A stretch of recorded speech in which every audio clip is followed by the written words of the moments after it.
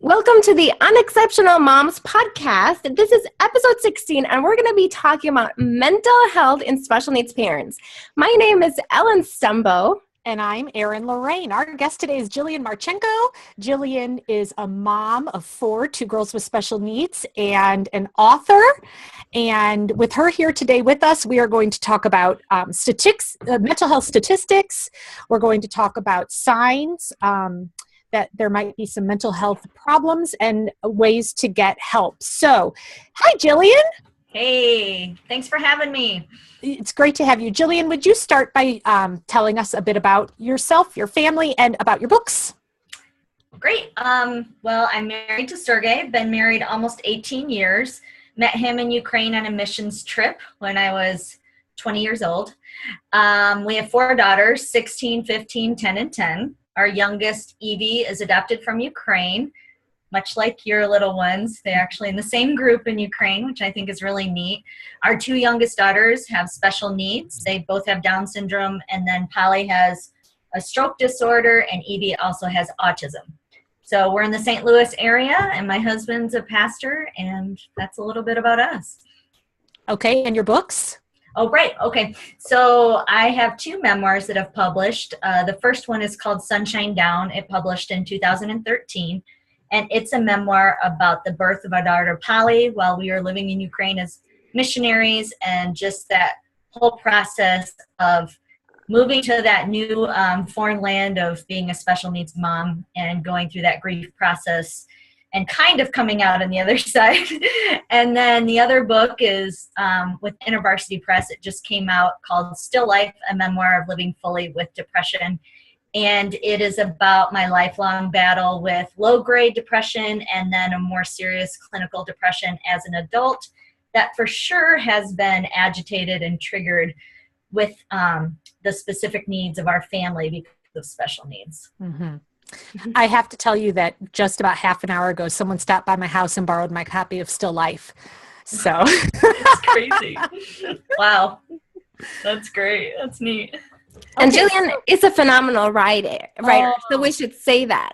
So absolutely. When you sit down to read, it's really hard to stop reading because you feel immersed in the story. She's a great storyteller. So we're not just saying storyteller, and she's honest, brutally honest. Yes. It takes a lot of courage to do that. To a fault, yeah. Yes. I think many of the parents listening to this would very much relate to much of what she says in both of her books. I think so too. And the reality, and Noah, we're going to talk a little bit about statistics, and both of you know a little bit more about the statistics in general, but I do know that there are studies that show that as special needs parents, we are more likely to have mental health issues. Mm-hmm. That to say, it's not that our kids cause us to have mental health issues. And I think we would all want to be very careful to say that Our kids don't cause our mental health issues. I think the challenges that we have as we parent kids with disabilities do bring out some of those tendencies that maybe some of us have. And then we end up battling or struggling with mental health issues. Mm-hmm. Yeah, absolutely. It's kind of that chronic, ongoing, be on call, adrenaline, deal where it just never ends. And I think it gets exhausting. So you have burnout that could turn into something, more serious if you can't get help. And a number of parents that we're speaking to might have medically fragile children and might have had situations that caused trauma for them, either maybe having to resuscitate a child or deal with stressful situations or hospital situations that might have been very stressful that can even cause some PTSD. Absolutely. Right. Which, as a side note, we're going to be having Jolene Philo join us, and she's an expert on PTSD. So she's going to be talking about PTSD in parents of kids with disabilities, and she'll touch a little bit on PTSD for the kids as well. So what about statistics? What are the stats on mental health illness? Well, here's a few things I do know, or at least I can remember today. One is it's the second leading cause of, some kind of disability in the world as far as a hidden disability. 1 out of 4 individuals have some kind of mental illness. I know that for women, 1 out of 5 throughout their life will have some kind of bout, whether that's postpartum depression in connection with hormones. Thank you, Eve, for all that, or other things, that are actual, clinical issues within the brain or really hard situations. So it's a lot more common than people think. Yes. Even though the stigma is still very much alive that it's someone's problem or they should get over it or they're lazy or whatever, it's documented that this is a real thing. And even for people who have situational depression, meaning it's their situation that has catapulted them into some kind of bigger mental health struggle, that's just as important to address. I mean, right. Yeah. So that's a couple I know. Much of the reason that we don't realize how prevalent it is because people keep quiet because of the stigma, right? Mm-hmm. So tell me about just a little bit for me about how you feel and how you decided to come forward with this and share it, with the world. It's funny because I was pretty into the process all along as far as the book and writing it. And then right when I got like the ARCs from my publisher, I'm like, who in the heck would want to publish something like this? And it was almost like it wasn't me. And I was on the outside looking in and being like, this lady is not very wise to send a book out into the world like this, because it's such a raw thing in my life. But I think, and I'm sure you guys, would agree with me. I'm a person of faith. And as a Christian, I know we all have our mess. We all have our brokenness. And in order for darkness to lose its power, it has to come out into the light. And I had so many years that in my heart, I really feel like we're wasted. And I kept saying, God, how are these things not wasted? And I felt like by becoming an advocate and just telling my story, and my medium was writing because that's what I love to do, I felt like it was a way to glorify and honor God in the midst of my battle. And, and I've said that before, that because we all adopted at a similar time, that Julianne, you were the first person that was talking about it being hard. And the first blog post I ever read of a mom feeling like, what am I not doing right? Why is this not working out the way that I expected it to? Basically, why is this not the fairy tale that everybody else seems to be having? And yes. I was there. And talking to you at the time, you had made a comment and you said, maybe it's not going to be hard for you because I struggle with depression. And coming home and starting to have issues, emotional issues, I felt like, what's wrong with me? But it allowed me to be like, okay, but I'm not the only one, because I know Jillian went through some of those things too. And I think that's the power of being willing to be open and vulnerable. And I don't struggle with depression, but I do struggle with anxiety. And I think even reading your book, I am sitting here and my husband, who's studying to be a counselor, I'm like, I need to read you this paragraph right here, because I feel like I'm learning so much of something that I think a lot of people don't understand, specifically with depression. Because I think, and that's why we're talking about this, so often people think of depression as you're just really sad. Right. And I get really sad. And sometimes I even say things like, I'm just depressed. But as I read about what actual clinical depression is, I think, I don't know that I've experienced being depressed. I've experienced being really, really sad. Yeah, which is, that's not something for us to ignore, right? Right. I mean, that means there's something hard going on in your life and it matters.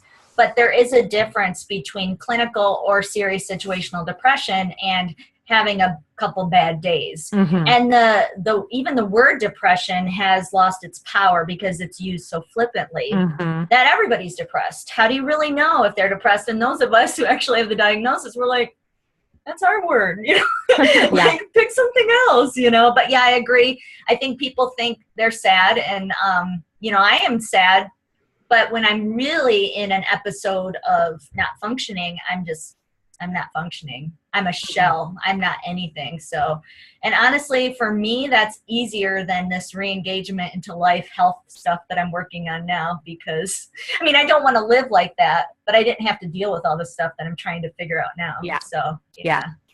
You know, and that's something that you mentioned in your book that I thought was really great.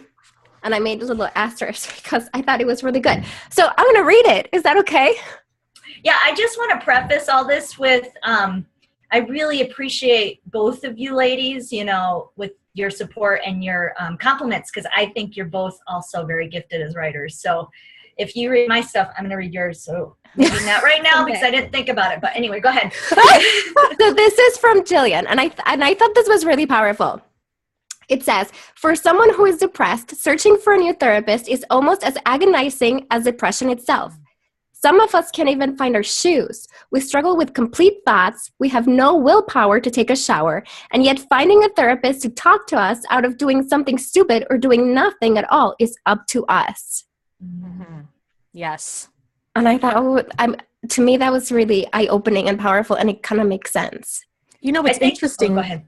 Oh, what's interesting about that, because I have situational depression related mostly to Oksana's mental illness and the trauma that we've been through with that. But the interesting thing about that quote is that I found that I didn't recognize it. It was other people who had to tell me, really, I think it's time for you to get some help. And so it's hard to recognize in yourself when this is beyond just a couple of bad days, because sometimes it comes on so gradually that you don't even realize how bad it's gotten. Yeah.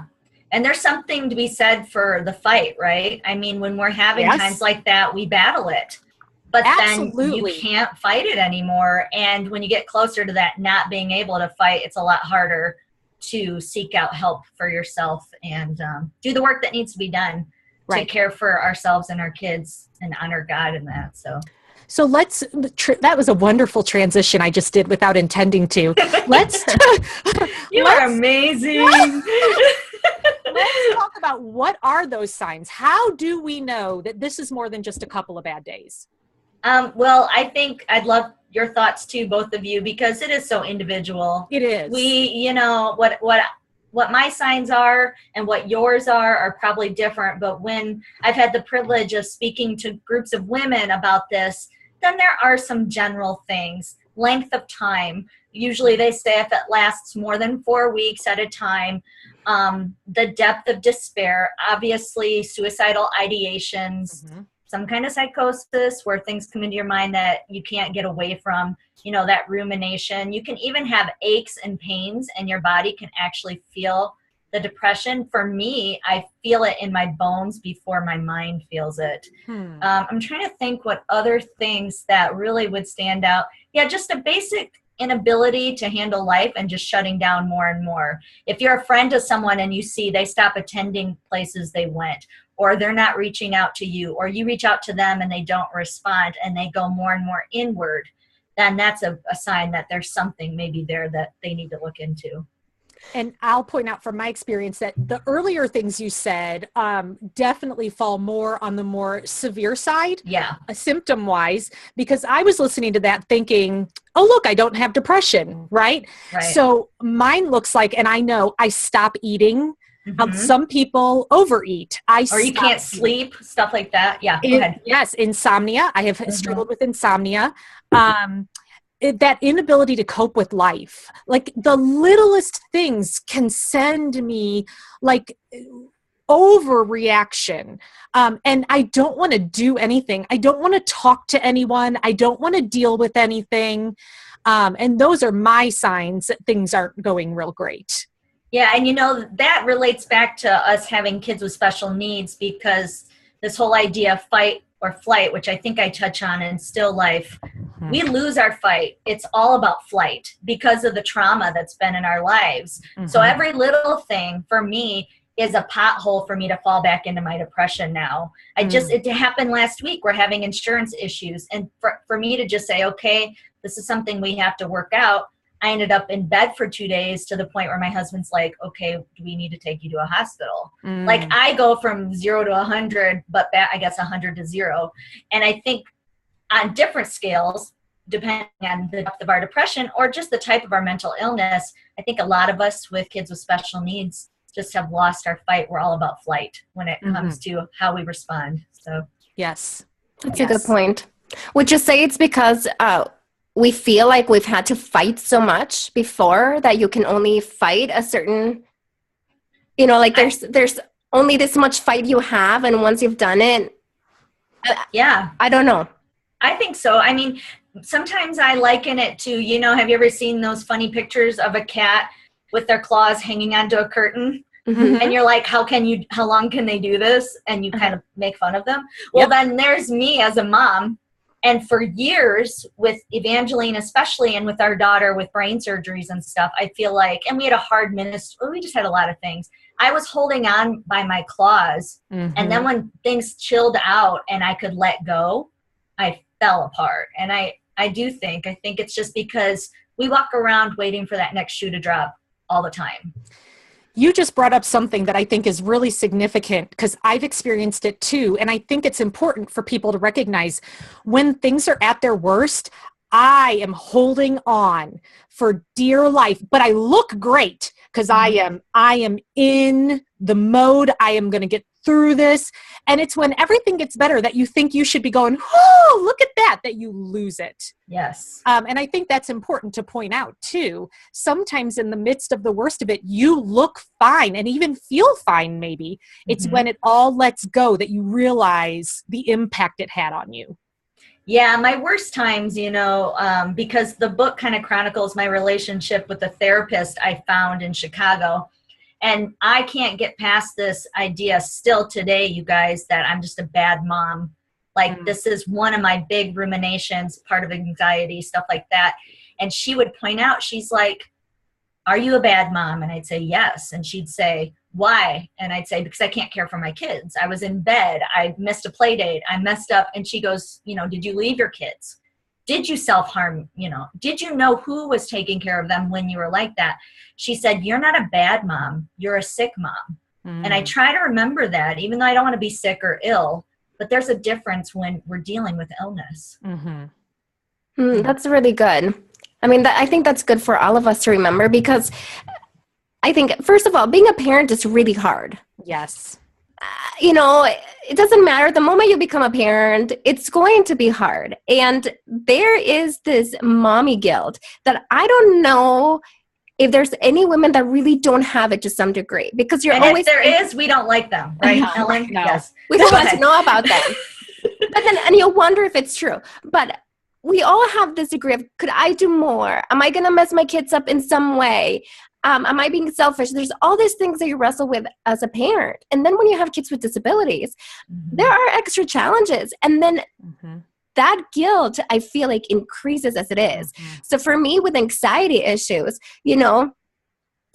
I'm always worried that I'm going to die. And then what's going to happen to my kids? But then I'm always worried that they're going to die going down the stairs, because, and I know they're illogical thoughts, but I worry about stairs. And in my mind, I can picture them falling and something terrible is going to happen. And, it just brings it out.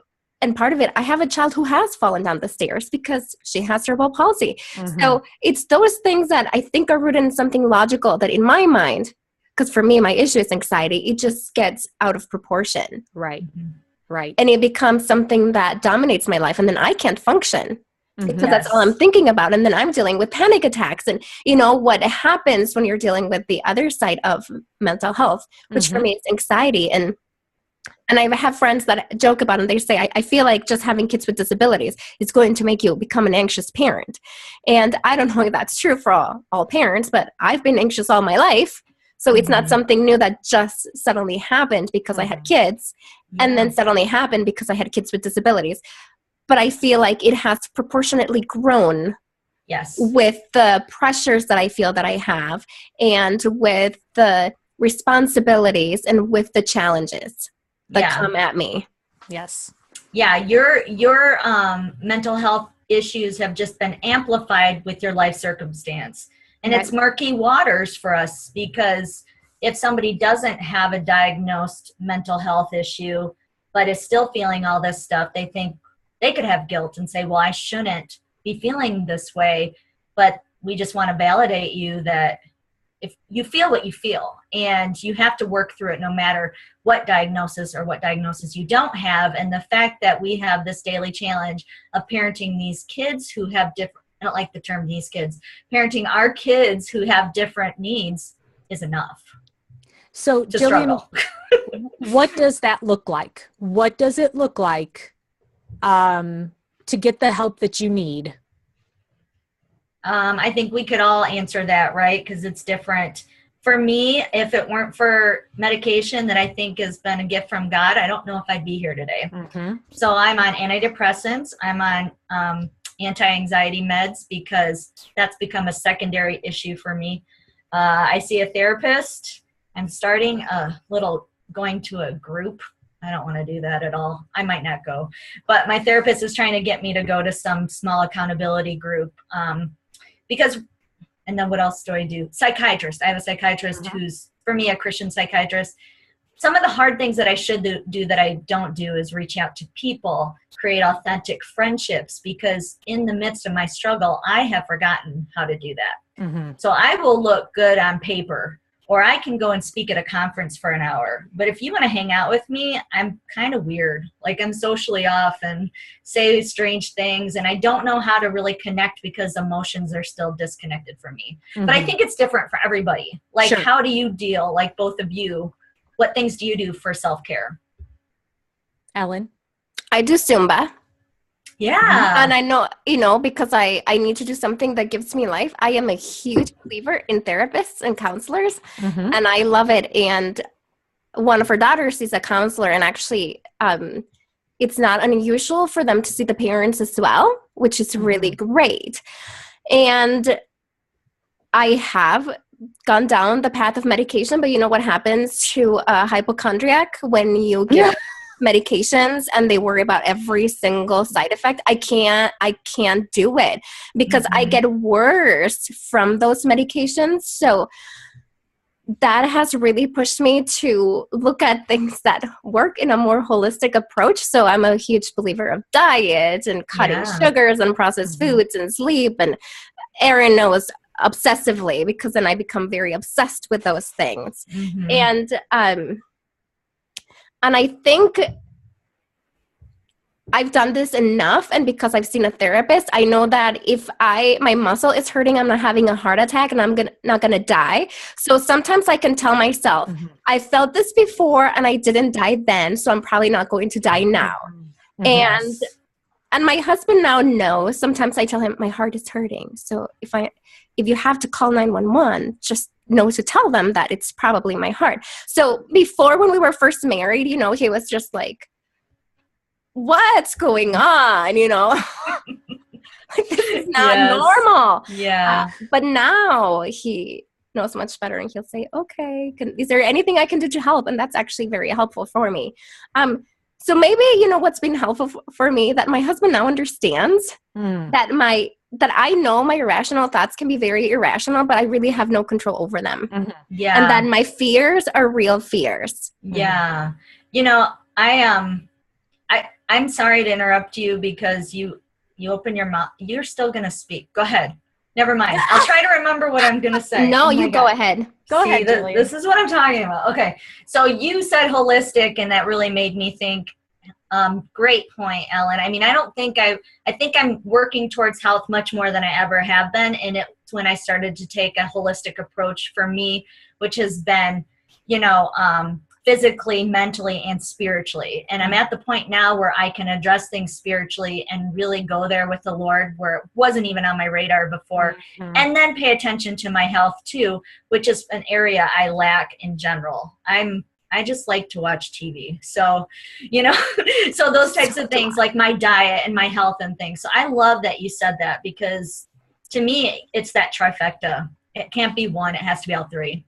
Absolutely. And that's the journey I'm on right now, is physical, mental, spiritual. Now I am on medication because I do believe that that is part of what's helping me go on the journey that I'm on, right? Because otherwise I'd probably be sitting on the couch all day. But so exercise, and Yeah. I don't like it. I don't have time for it, quite frankly. I don't have money for it. So I use DVDs at home, and I just try not to stress out if I don't get it done all the time. I do what I can. Yes. Watching my diet. I love sugar. It is so wonderfully glorious. It's so bad for you. Yeah, we know. But just being aware of what I'm eating and how much I'm eating. And again, I'm not doing life overhauls. I don't have the energy for life overhauls. And nobody does. No. Right. So just awareness, being aware. I found a little devotional that I found one on depression, and I found one on healing. It takes me literally like 5 minutes. And I know that as a Christian, we have this idea that we all have to sit with our Bible for an hour every morning at 5 a.m. And I just don't have it in me, but this is something. Right. And then of course I also see a therapist, and I've gone on and off, as things have been better and worse with our situation.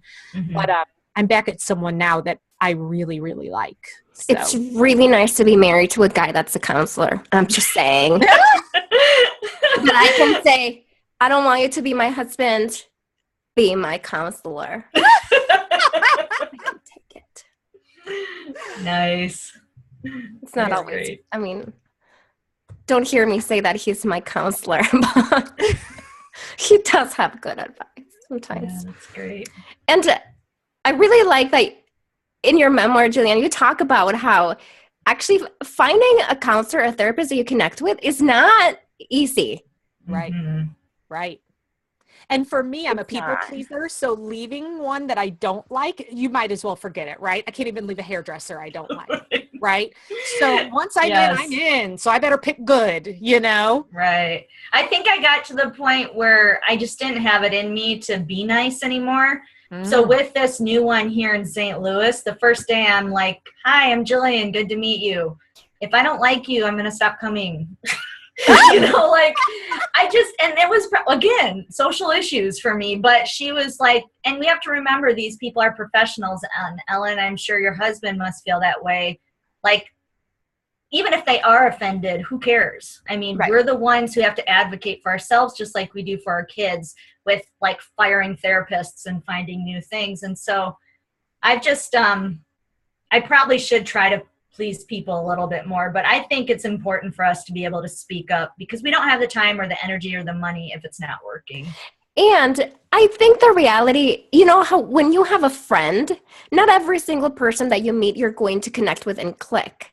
And the reality is that even therapists and counselors, they have their own personality. Right. And therefore they have their own approach to life and to things. And the first person that you meet with might not be the person that you click with.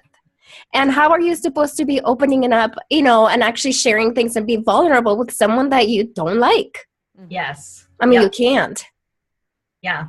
And something I'd like to point out about all of this, the self-care, the therapy, the exercising, I think that so many of us moms in general, okay, but we're discussing moms of kids with special needs or parents of kids with special needs, is we don't feel like we can do that for ourselves.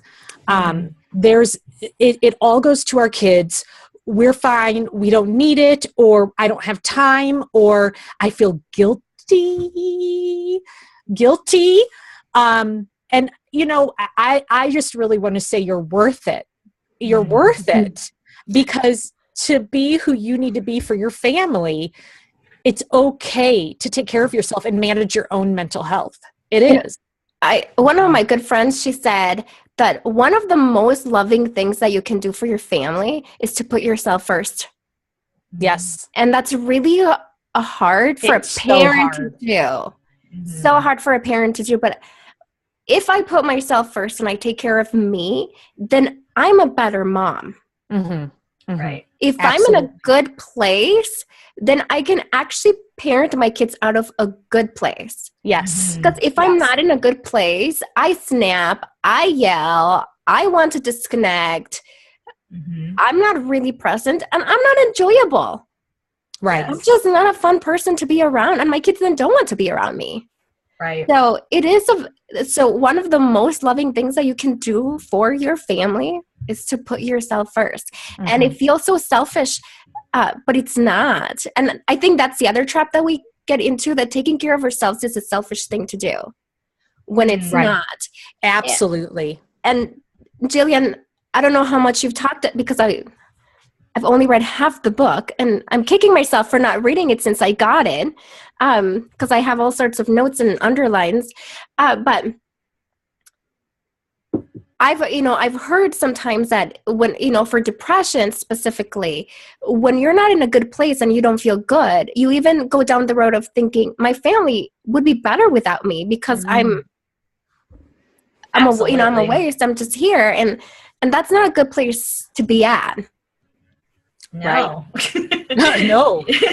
No, and it's something I still fight. Yes, that's very true. And for people who are in a very serious depression, once again, I don't want to diminish anybody's, struggles.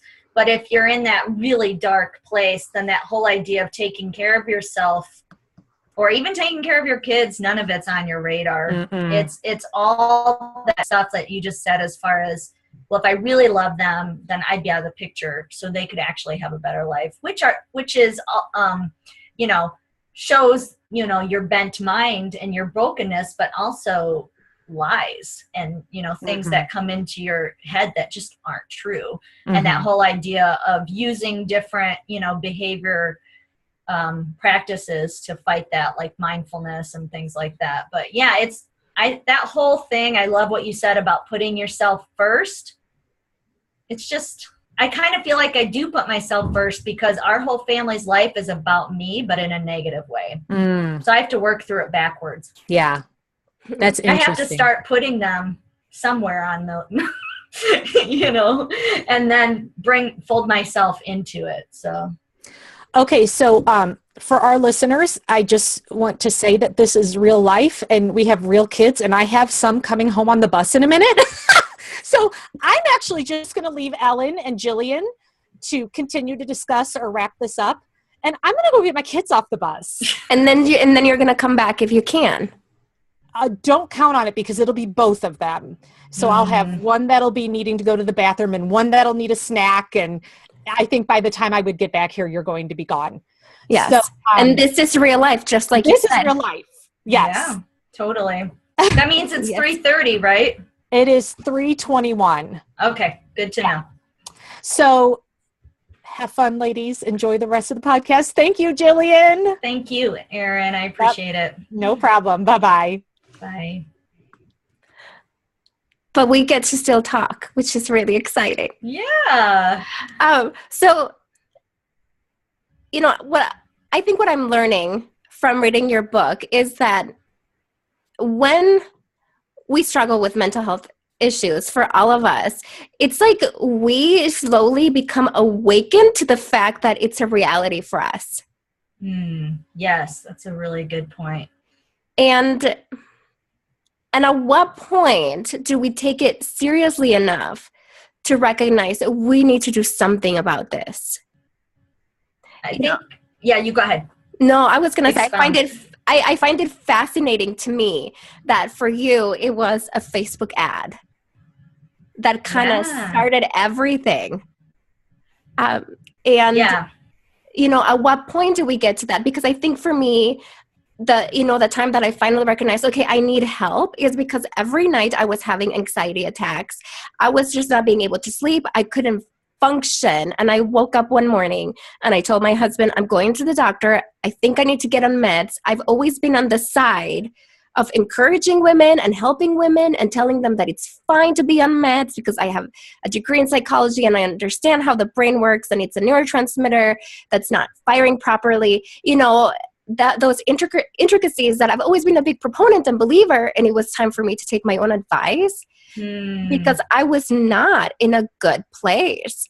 I couldn't keep functioning. I was exhausted and unable to sleep. And not only did I have to come to grips with it, I feel like then my husband had to come to grips with it too. Yeah. And you know, I mean, he would never call me neurotic, but I call myself neurotic to say, okay, my wife does have some real issues that require some help. Yes, that is a really good point, isn't it? I mean, it's a family illness. It affects your marriage, your husband, your kids, you know, your friends. I mean, there's this ripple effect when we're not well. And I think we kind of get these little pops of our heads coming up out of the water, and we're like, whoa, so this is what's been happening. And maybe our encouragement to moms is if that happens, grab onto it. If it's a Facebook ad, or if you wake up one morning and you're like, wow, I do need help, don't talk yourself out of it. At the least, you can go to the doctor, and maybe it's thyroid or diet or something else, and praise God. Like, I keep going back to the doctor trying to get some kind of medical, you know, thing so that I can just deal with it and move on. Because at the end of the day, I still have to tell myself that I have depression. I don't always believe it. So I think it's hard for our spouses too, because they watch us, you know, in the midst of it all. So Right. And I don't know about your husband, but I think my husband wishes that he could fix life for all of us, you know, and make life easy for all of us. And I mean, your husband is phenomenal, and he does so much to love you and support you through mental illness. And I feel like, you know, my husband does too. And I know for Aaron is too, but not everybody has that. And that's the reality, you know, and I know that there's probably some people listening thinking, but I don't have that support. I don't have a spouse that understands or that is willing to help me get the help. Yeah, you know? I mean, that would be so hard, right? Right. I mean, or if you have a spouse who just doesn't think you really have an issue and gives those pat answers that are so hurtful when somebody doesn't understand it, or a single mom or some other situation where it's you on your own and you really have to, you know, try to get the help you need and the buck stops at you. I mean, I think that must be very difficult. It must be. And I would think that it would be a situation where getting help would be so important. Absolutely. That would be a situation where if you don't get help, you don't have a teammate, you know, you don't have someone else to pick up the slack where you are not able to function, you know, in that area. Because I think, go ahead. I'm just such a big proponent of getting help because I think, first of all, everybody at some point in life is going to need help. Right. Nobody has it, you know, together all the time. One of the great counselors that we had, you know, she said to me, you know, Ellen, I know that sometimes you help needy people, but you have to recognize that at some point you're going to be the needy one. And you're going to need someone to step in and help you out, whatever that looks like. And I try to remember that we're all needy at some point in life. Yeah. And we want to know we're not alone. I mean, that's just this human, you know, I think everybody has this desire for validation and we don't want to be alone. But when you struggle with anxiety, I would imagine that's not as big of a thing for me, or depression, or, you know, some other really strenuous, hard situation in your life. Like I said, you go inward, but we were also made for community. I mean, again, I don't want to I'm not sure how many of your listeners, you know, are people of faith, but I know that God, you know, lives in Trinity, in community. So 3 in 1. And he wants that for us so that if we can have community and we are drowning, there's those other people that when we pop back up, they're there to help us. But it's so hard because my inclination is go inward. Like, I'll talk about my depression, but if you came over, Ellen, and you rang my doorbell and I was depressed, I would not let you in because I still have this fear of people actually seeing me raw in that situation. And I have to fight that because we need community, because we're going to fall apart without it. So Right. And I think in some ways, because you mentioned that in your book, and we've talked about this, you have been in the middle of a bout of depression, but maybe you have a speaking engagement and you still get out of bed and you still go and you still present and you still share about motherhood and whatever it is that you have to talk about. And in different areas of our life, I feel like we all sometimes feel like we have to show the world that we've got it all together.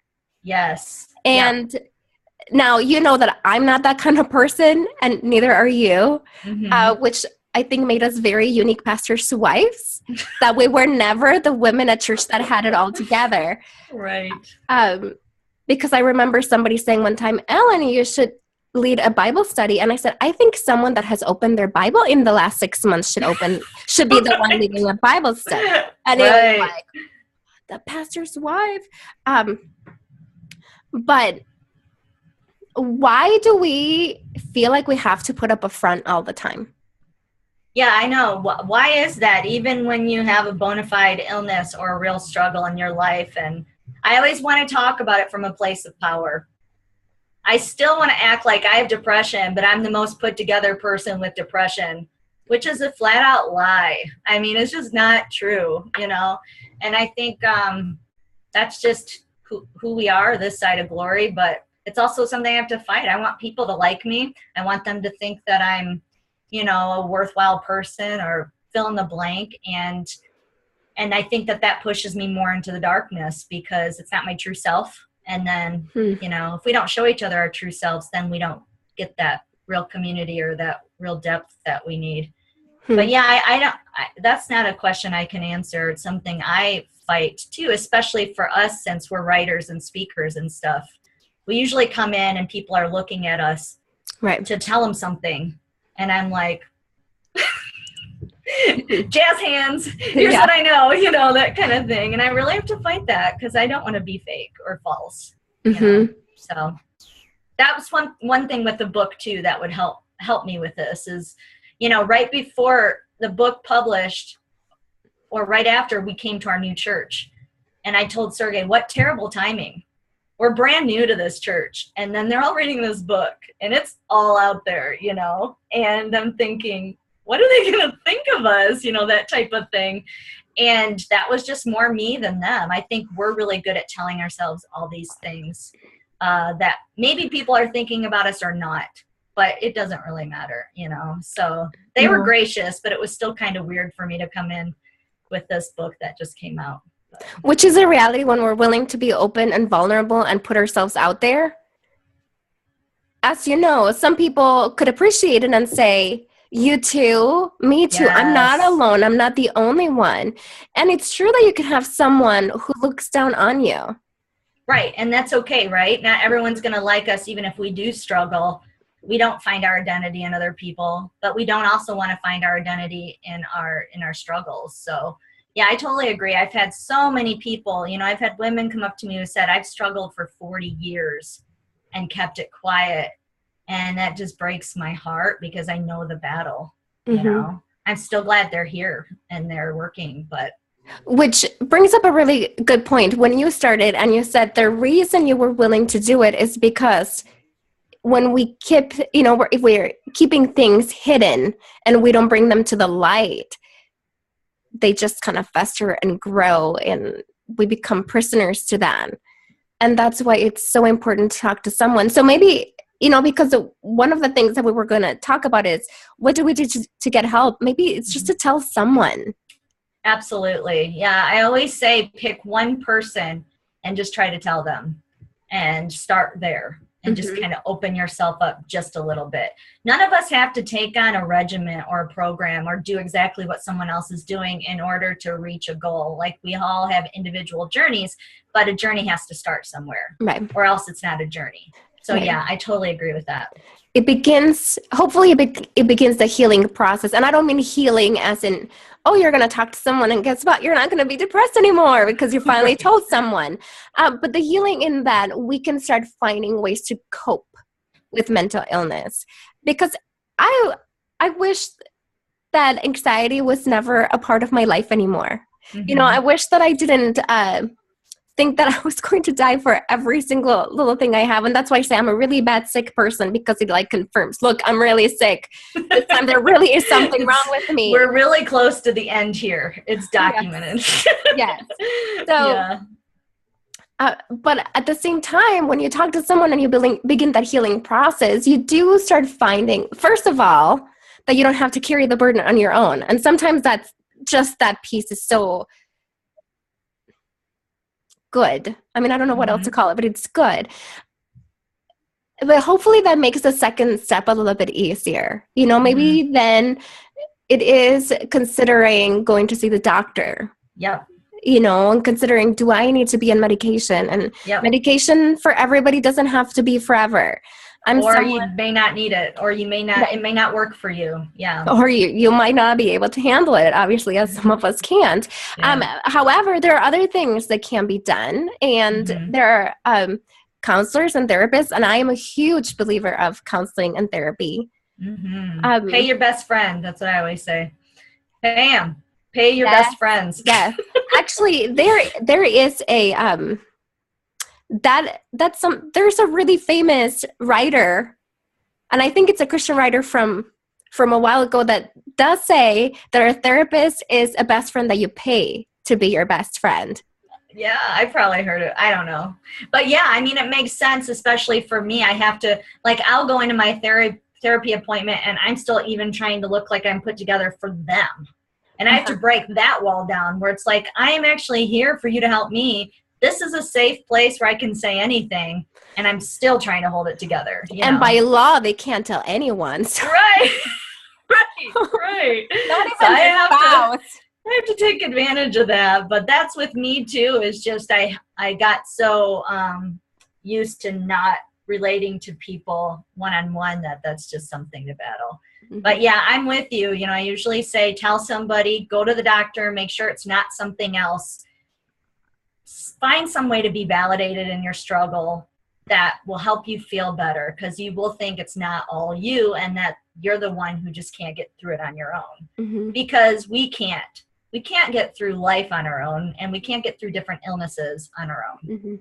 And, and again, for people who are listening, if you struggle with depression, if you struggle with anxiety or any other mental illness, I would say don't do it on your own.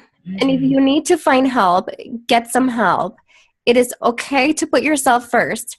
And as we know, parenting is hard.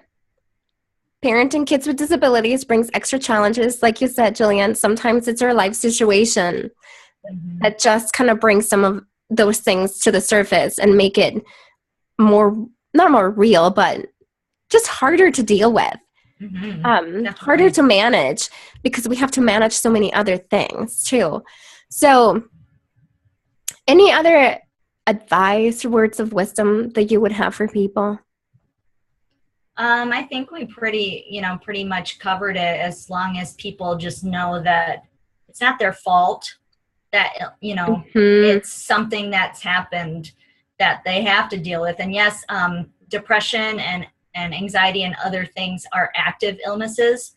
We have to participate in our recovery, which is difficult when we're the ones struggling. But whenever we have that opportunity, when we can, we really must do it. I'm really in a huge time of attempt right now to heal, because I can. And I have to be honest with myself and say, I am in this place now where I can fight and work at it. So I am. Sometimes I'm not. And if you're not, or if someone listening isn't, then that doesn't mean you're a failure. Healing is in the day. Healing is in layers. And we can't expect to just be better. And, I don't expect to be fully healed unless God so chooses this side of glory.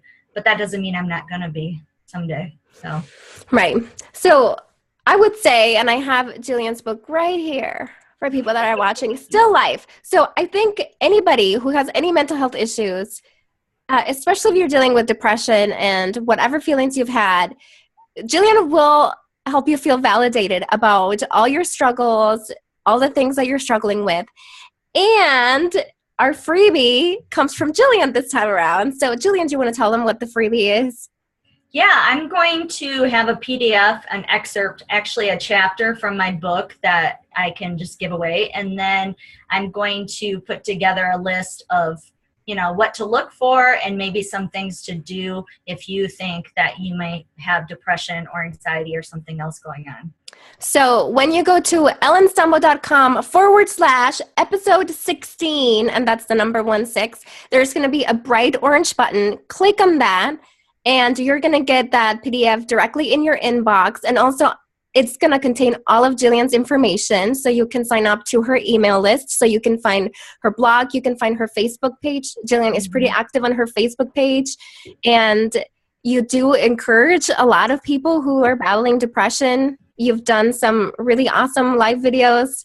So she has a lot of great resources for everybody. So that would be a way to connect with her. And your website is jillianmarchenko.com. Yes, and I also wanted to add, if I may, that something really neat that's come out of Still Life is we've started a Still Life closed group on Facebook. And if you want to join it, all you have to do is request it and we can approve you. And it's been a great place of encouragement where someone's just like, hey, I have this chart of how you're feeling, because sometimes that's the color chart, yes. Because you don't know how to, so someone will come on and say, I'm having a red day, and then everybody tries to encourage them. And it's ended up being a really great part of this whole book process for me, was finding that community. That'll be great. And for some of us who have kids with special needs or depression, that's an easier way to get that understanding and support than going to a group or something like that. So what do people look for? It's Still Life Insiders. And if you just type that in groups, yes. Okay. Yeah. Which maybe I'll get a link then, and I'll get that link for the in the post so that people can just click directly to that. So, okay. Jillian, thank you so much for joining us. This was so good. I think we could have talked for a really long time. Thank you for having me. I so appreciate you and everything you're doing and who you are. And I am just thankful that you gave me this opportunity. We're so glad that you joined us. Bye. Okay. Bye-bye.